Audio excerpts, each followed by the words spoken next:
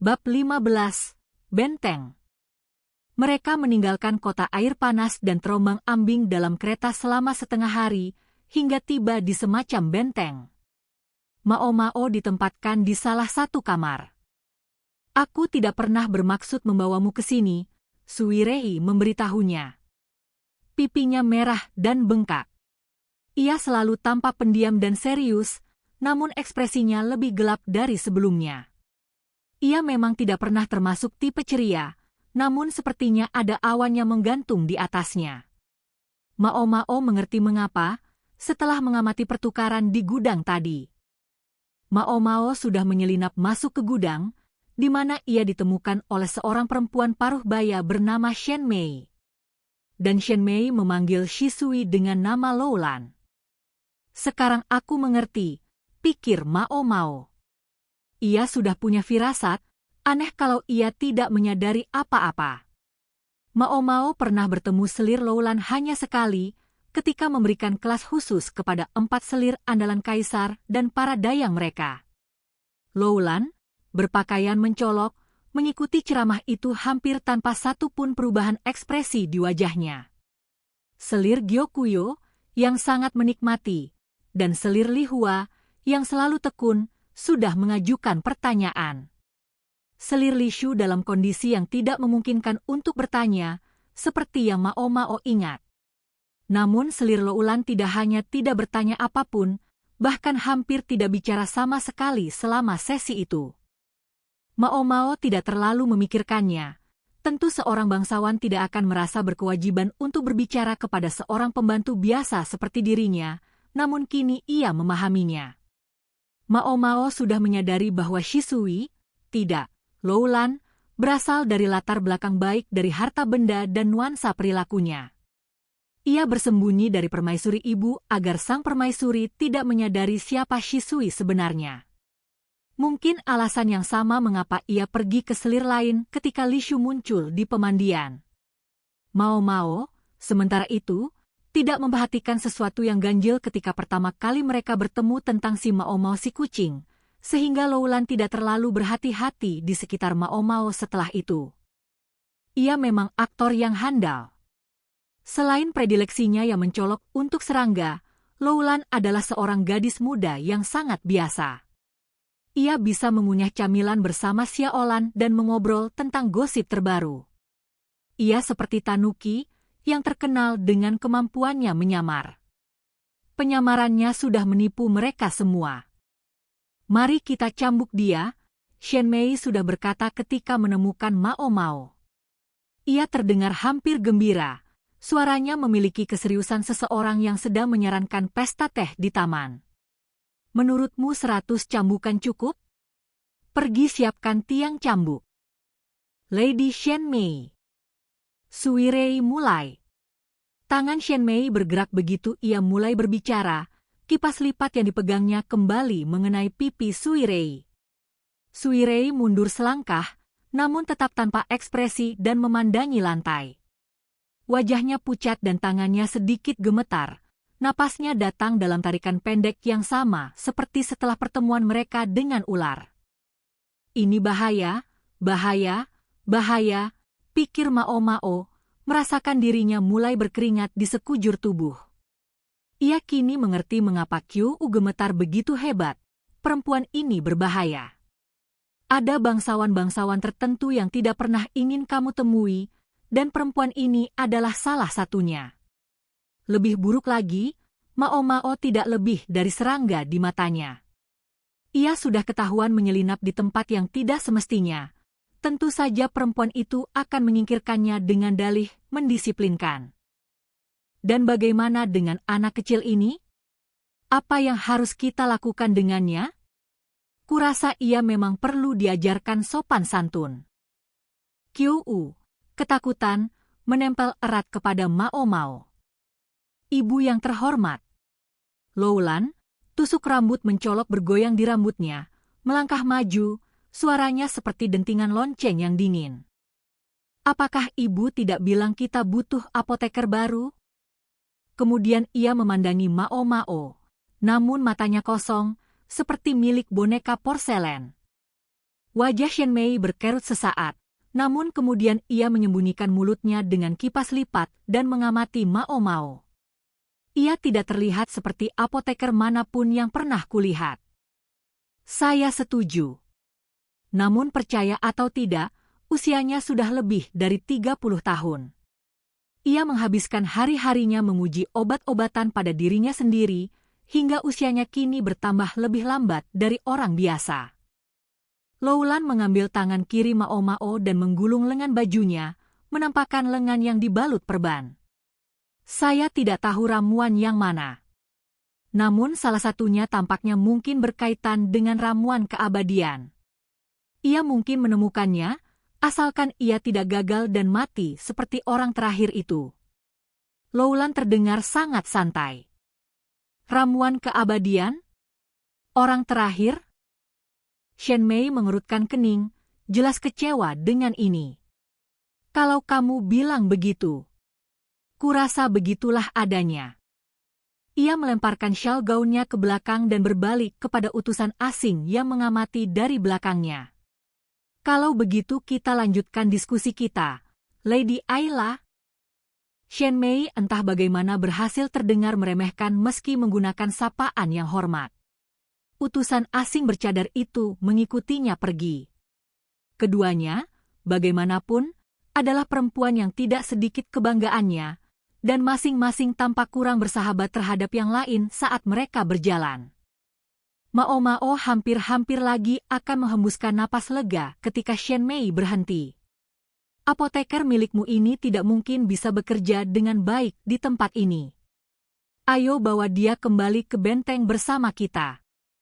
Sebuah lekukan kecil yang tidak menyenangkan menghiasi bibir merahnya. Yang membawa kita ke momen ini.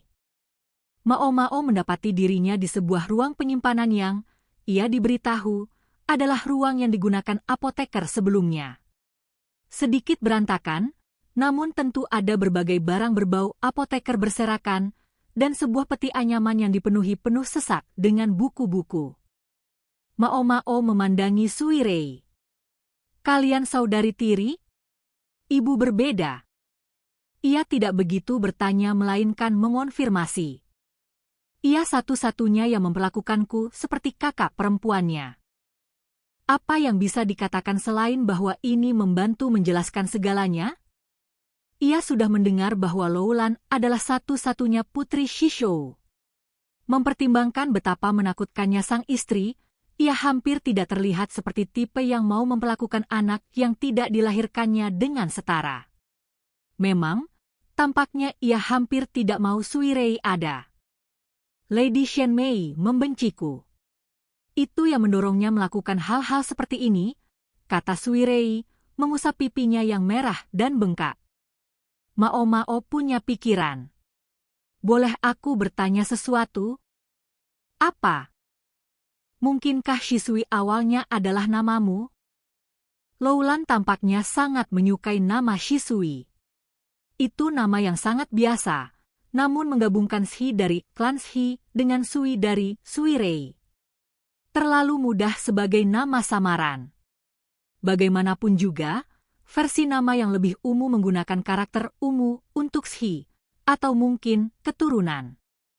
Loulan memilih karakter yang unik, namun namanya terdengar sama. Betul, kata Sui Rei. Namun ketika Lady Shen Mei kembali dari istana belakang, ia tidak tahan memikirkanku. Dan ia membenci bahwa salah satu karakter dalam namaku berkaitan dengan klan. Pertama Shen Mei mengusir Sui Rei yang masih muda bersama ibunya keluar dari kediaman, kemudian memperlakukan mereka seperti pelayan. Akhirnya ia mengambil bahkan nama Sui Rei, memberikannya kepada putri kandungnya sendiri seolah itu sekadar nama masa kecil yang biasa. Seolah ia melakukannya karena dendam. Maka Shishou memiliki 2 putri. Namun salah satunya sudah dibesarkan dalam pelukan semua keindahan istana, untuk dipersembahkan sebagai bunga kepada kaisar, sementara yang lainnya diselubungi kegelapan untuk menabur perselisihan di istana belakang. Kini Mao Mao mengerti mengapa para pembunuh melakukan percobaan itu terhadap Jin Shi, jika mereka adalah agen Shishou. Bahkan Mao Mao sudah lebih dari sekali mendengar tentang perbedaan pendapat yang tajam antara kedua pria itu tentang bagaimana istana belakang seharusnya dijalankan.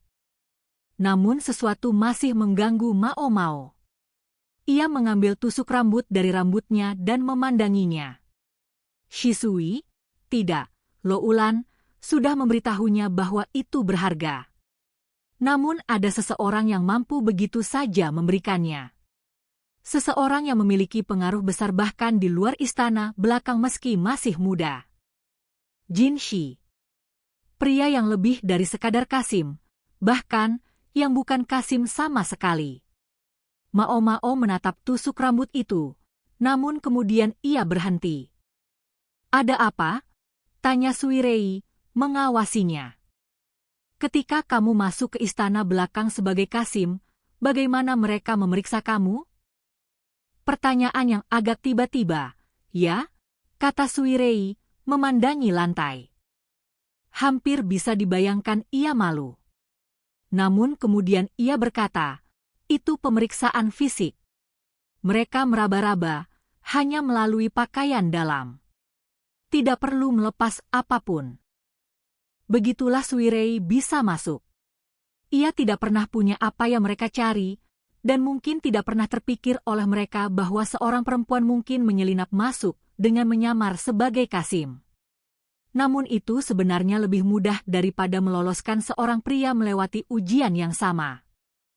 Adakah kemungkinan pria yang tidak dikebiri bisa melakukannya? 3 pejabat memeriksa kamu dari 3 departemen yang berbeda. Akan sulit menyuap semua orang. Jika salah satu dari 3 itu tidak mau disuap, yang lainnya bisa mengharapkan lebih buruk dari sekadar sedikit pemukulan ketika terbongkar bahwa mereka membiarkan pria masuk ke istana belakang. Risiko yang terlalu besar untuk sedikit uang saku. Tidak akan pernah bisa membuat semuanya setuju. Kalau begitu, bagaimana Jin Shi bisa masuk? Hanya sedikit pria yang bisa keluar masuk istana belakang sesuka hati. Yaitu kaisar dan kerabat langsung beliau. Tidak. Usianya tidak cocok. Tapi, ia sering berpikir bahwa Jin Shi lebih muda dari penampilannya. Bukan anak-anak, ia tidak akan sejauh itu, namun ia memberikan kesan yang sangat mudah. Meskipun ia menduga sangat sedikit perempuan lain di istana belakang yang akan setuju dengannya. Mao Mao tidak berkata apa-apa untuk waktu yang cukup lama. Apa yang kamu pikirkan? Tanya Sui Rei. Oh, tidak ada. Baiklah, lebih baik sisihkan itu dulu. Omong-omong, rasanya Jin Shi sedang berusaha melakukan pembicaraan penting tertentu dengannya ketika mereka sedang dalam perburuan itu. Mungkinkah itu ada kaitannya dengan topik ini? Kalau ia tidak memperhatikan, itu salahnya karena punya bezoar sapi yang begitu luar biasa di sekitarnya. Bezoar sapi itu membuat orang kehilangan akal. Benda-benda yang mengerikan. Bagaimanapun juga, ia harus memikirkan situasi yang ada sekarang. Mereka sudah menempuh perjalanan sekitar setengah hari dengan kereta dari desa Air Panas. Berdasarkan posisi matahari yang sempat bisa ia lihat melalui tirai, mereka sudah pergi ke utara. Di tengah perjalanan, pemandangan berubah menjadi putih, dan salju mulai turun. Jadi kita entah berada jauh di utara atau di pegunungan, pikir Mao Mao. Shen Mei sudah menyebut sebuah benteng. Dan memang, tempat ini memiliki tembok-tembok tinggi di sekelilingnya dan tebing di punggungnya. Lebih sebuah benteng daripada kastil. Perempuan yang tampak bak bangsawan itu, di sebuah benteng? Ia tidak tampak seperti tipe yang mau menginjakan kaki di tempat seperti itu. Namun itu mungkin hanya prasangka Mao Mao. Ia sudah tahu dari pengalaman betapa tangguh dan keras kepalanya para bangsawan perempuan. Namun ini tampaknya berlebihan. Hampir seolah-olah Shen Mei menganggap dirinya sedang berperang. Tunggu. Mao Mao teringat senjata Fei Fai yang ia lihat di gudang. Ia memikirkan betapa tidak biasanya seorang utusan asing seperti perempuan bernama Ayla itu bahkan berada di tempat seperti ini. Jadi begitulah yang sedang terjadi. Sudah ada rumor sejak beberapa waktu lalu bahwa para utusan itu sedang melakukan pembicaraan rahasia dengan seseorang atau pihak tertentu. Bagaimana jika itu adalah klan Shi? Bagaimana jika begitulah cara Fei Fai yang masih baru itu tiba? Dan bagaimana jika senjata itu dibongkar untuk dipahami, agar lebih banyak bisa diproduksi? Apakah kalian berencana memulai perang? Sui Rei, yang baru saja akan meninggalkan kamar, berhenti. Itu bukan keputusanku untuk dibuat.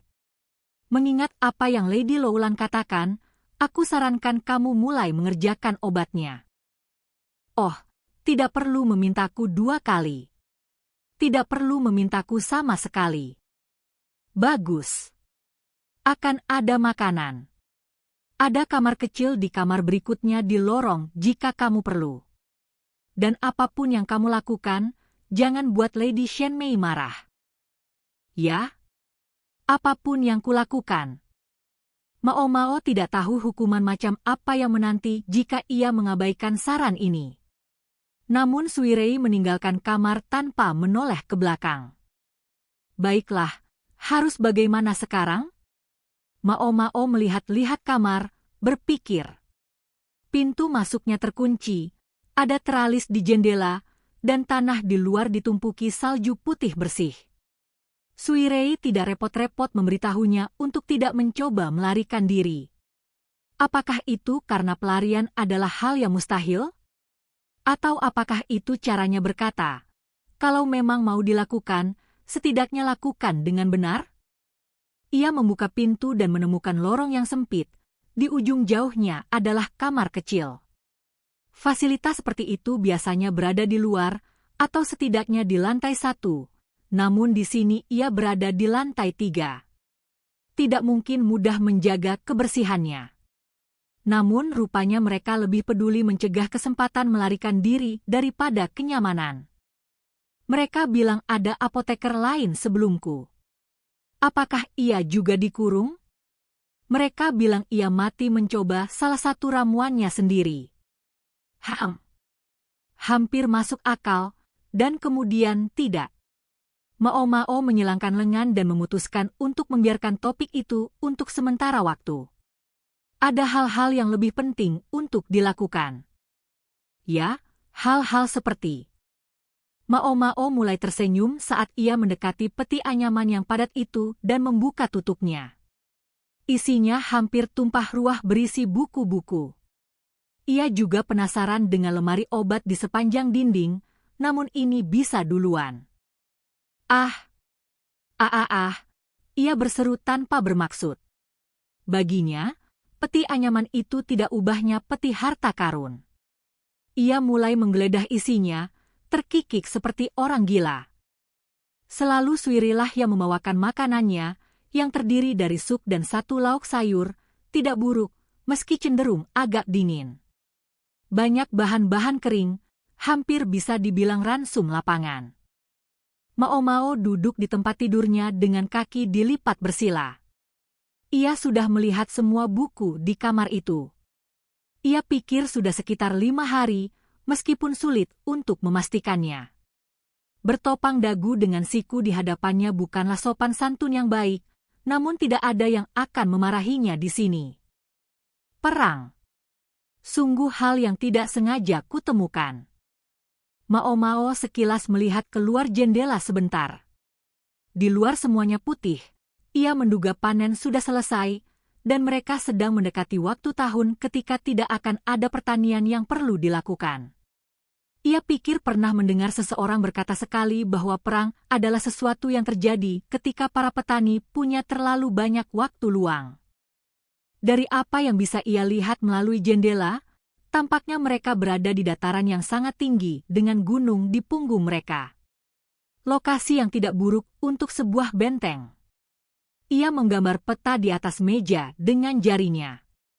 Jika mereka berada di tanah utara, Shihokushu, maka benteng ini pasti terletak tepat di perbatasan negeri itu. Mao Mao melemparkan dirinya ke belakang di tempat tidur, mencengkeram rambutnya. Ia mencoba membayangkan setengah lingkaran di utara ibu kota. 10 hari dengan kapal. Kemudian berjalan ke desa air panas, lalu setengah hari lagi dengan kereta. Adakah pegunungan di rangkaian itu? Andai tahu keadaan akan berakhir seperti ini, aku pasti belajar lebih giat. Ujian untuk dayang istana termasuk beberapa pertanyaan tentang geografi, sepertinya ia ingat.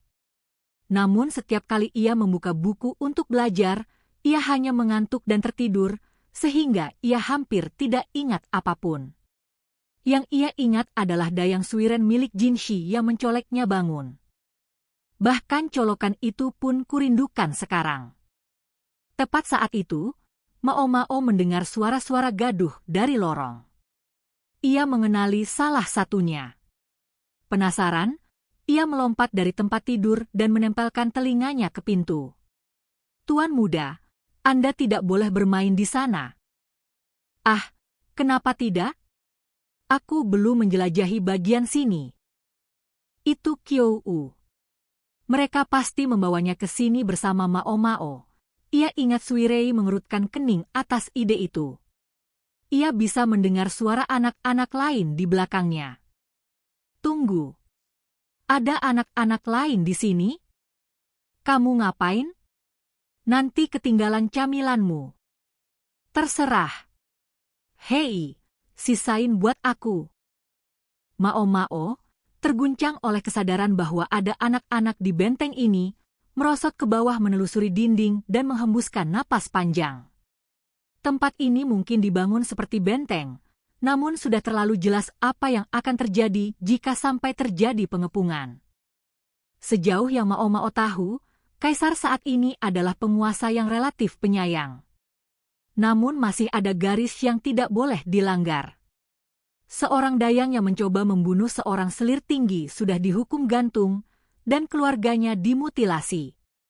Beberapa tindakan semacam itu tidak bisa dihindari jika kaisar ingin mempertahankan otoritasnya. Bayangkan saja, kalau begitu, apa yang akan terjadi jika sebuah pemberontakan sebesar ini ketahuan? Tidak ada satupun anggota klan yang akan dibiarkan hidup. Bahkan anak-anak dan bayi sekalipun. Apakah itulah mengapa anak-anak ada di sini? Karena seseorang yang memahami taruhannya yang membawa mereka? Mao Mao menghela napas lagi. Ia merangkul lututnya ke dada, menumpukan dagu di atasnya. Ia seharusnya melupakan semua orang lain. Ia tidak punya waktu untuk memikirkan hal-hal seperti ini. Namun hatinya terasa berat yang tidak tertahankan, tak bisa lepas darinya.